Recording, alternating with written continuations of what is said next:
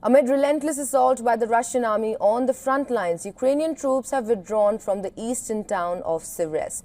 Now, Siversk is a town in the heavily embattled Donetsk region and was among the few last strongholds held by Ukraine.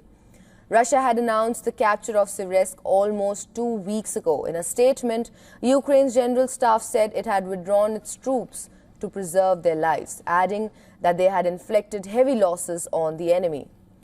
Russian Defense Ministry claims its troops have also captured Prilipka in Ukraine's Kharkiv region and Andrivka in Ukraine. Now, this comes on a day when a massive Russian missile and drone strike killed 3 civilians and left thousands without power in Ukraine. Now, Ukrainian President Zelensky says these strikes show that Moscow has no intention of ending the war.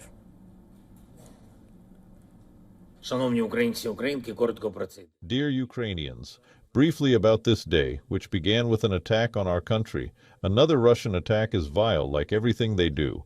The energy sector was the main target, but unfortunately there are losses and injuries. Repair crews are working all day at energy facilities, maximum efforts so that Ukrainians have light for Christmas.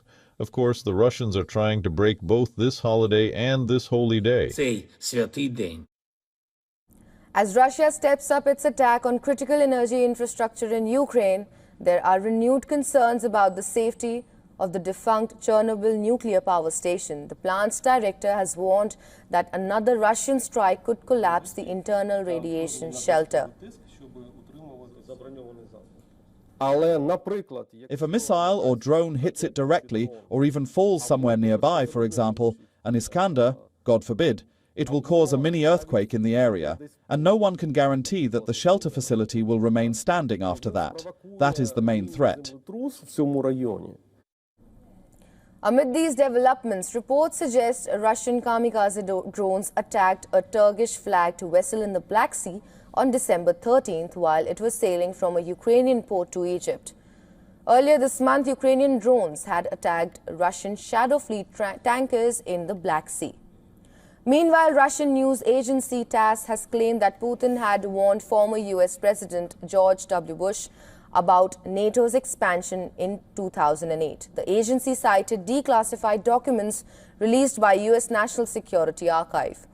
One such document quotes a conversation between the two leaders in the year 2008, where Russian President Putin reportedly told Bush that Ukraine's entry into NATO could start a long-term confrontation between Russia and the United States.